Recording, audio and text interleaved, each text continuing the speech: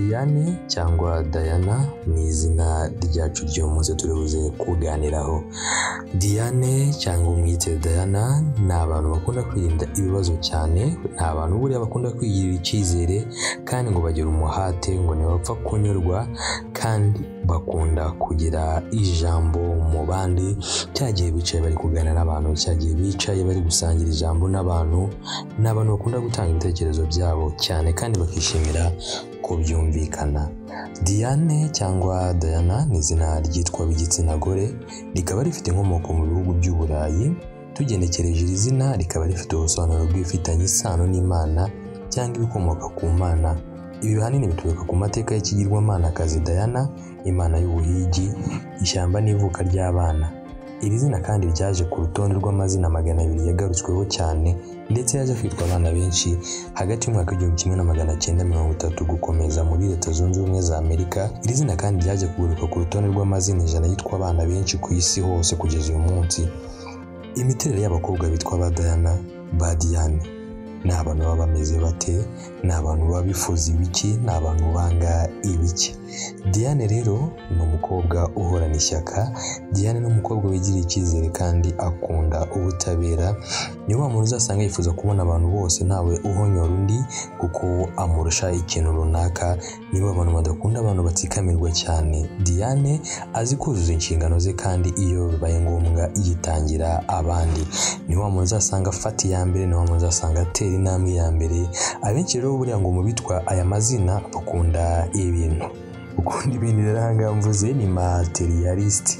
Babona usanga bakunda ibintu ariko nanone materials ahangaha nicyo bishatse kuvuga kuba ari we ukuriye abantu bari mu kazi kamwe cyangwa mu ishuri rimwe biramushimisha cyane, haba kuba chef de classe, haba kuba umuyobozi muri team runaka. Nyine niba abantu bakunda kuba bari mu myanya myiza ibaha umwanya wo kuvuga ijambo, wo gutambutsa ijambo, wo gutanga ubutumwa bwabo bukumvikana nk'uko nyine amazina yabo ari. Diane ngo ntiwapfa kubona ibimunyuze, mbese guhuza ibyifuzo bye biragoye. Kugira ngo umenye icyo yifuza ngo biragora cyane. Mu rukundo ba Diane baba bameze bate? Mu rukundo ufite umushyari witwa Diane, ufite umuntu muziranye witwa Diane, ba Diane hano bameze bate mu rukundo? Abangaba rero ngo bakunze kuba bagoye, uretse cya kindi cya materialist nari maze kukubwira, kubera iyo abantu bashaka kumva ko ibitekerezo byabo byakumvikana. Ahubwo abangaba buriya bahora bifuza ibintu bidashira ku mukunzi, yaba mu buryo bwo gukosora imyitwarire, cyangwa no mu buryo bw'amafaranga. Ni abantu baba batifuza ko amafaranga yashira mu rukundo. Iyi myitwarire rero ituma agaragara nk'utegeka umukunzi we, gusa imbere mu mutima we agira urukundo rwinshi cyane kandi yita ku mukunzi we cyane pe. Buriya wagize amahirwe Diane mukaba inshuti, Diane mugakundana, ngo ni abantu bazi kwita cyane ku bakunzi babo. Kandi buriya ngo abari kandi ngo buriya ikindi kintu bamenya kuri ba Diane, ntabwo ari abantu bakunda kwiturwa cyane ngo nimba bakoze oya bibone bashima, ariko ibintu byo kubitura akenshi uzasanga atari ibintu barimo, ngo bo ntabwo ari ibintu baba bashaka cyane kuko nawe aba yavunitse amukorera. Ibi ngibi rero bikaba ari na bimwe mu bintu bituma ba Diane aricyo gituma bifuza ko nabo izi mbaraga baba bashyizemo mu gukunda umukunzi wabo kuri baba bakoresheje, baba bashaka ko ari nacyo gituma aba bashaka. Ni nacyo gituma rero abashaka kwiturwa ibyo nawe aba yavunitse amukorera. Urumva za mbaraga zose aba yatakaje Diane amwitaho, amukurikirana. Nubwo akunda amafaranga ariko ngo agira urukundo. Diane rero nawe akunda kuba ari kumwe n'abantu benshi batandukanye kandi ntiyivanga mu buzima bw'abandi. Buriya Diane ubuzima bwiwe arabwimenyera, iby'abandi agashyira ku ruhande. Ni umwana witwara neza iyo akiri mutoya kandi wumvira ababyeyi, dore ko niyamaze gukora uyu muco wo kumvira no kubaha uba ukimurimo. Uretse kumva ahubwo Diane yafite barumuna be, yafite abana bato kuri we bavukana nawe bo mu muryango, abasha kubitaho neza cyane. Ibyo Diane rero akunda we nk'umuntu.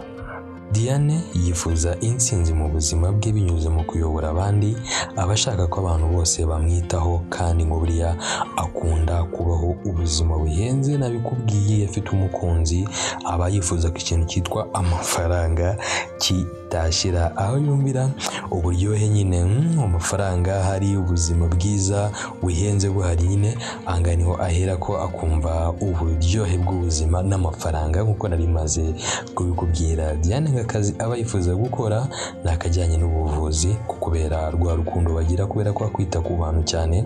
Diane uzasanga kenshi agira umutima wo gukunda ibijyanye n'ubuvuzi, ariko nanone no kwanga akarengane bimuviramo gukunda ubutabera, naho imyidagaduro nyine kwa gukunda ubuzima, kwa gukunda kurya isi n'ibindi bitandukanye. Uzasanga ari umuntu ukunda imyidagaduro cyane ndetse n'itangazamakuru. Buriya Diane yarikora kubera gukurikirana ubuzima bw'aba muri hafi cyane, nubwo nakubwiye ko atajya yivanga, ariko amakuru aba ayafite. Rimwe na rimwe rero Diane uyu nguyu ashobora guhitamo ibyerekeye icungamutungo kugira ngo ya mafaranga nanayabona ajye amenya uko ayakoresha. Hari bimwe mu byamamare byamenyekanye byitwa izina Diane, barimo nka Princess Diana, ni igikomangomakazi cyo muri Wale, naho Diana Rigg uyu nawe ni umukinnyi w'amafilime, umwe mu bamenyekanye cyane. Undi muntu nakubwira ni Diana Clark, utunganya imiziki, akaba ari n'umucuranzi wa piano, akaba n'umwanditsi w'indirimbo. Reka nizere ko rero ba Diane wabasobanukiwe. Nimba witwa Diane nawe nizere ko ibyinshi twavuze ari ibyawe nta kuguhimbira, kandi nimba hari n'indi zina wifuza ko twazagaruka mu biganiro byacu by'ubutaha, ushobora kutwandikira muri comment, wibuke gukora subscribe kugira ngo ibiganiro byacu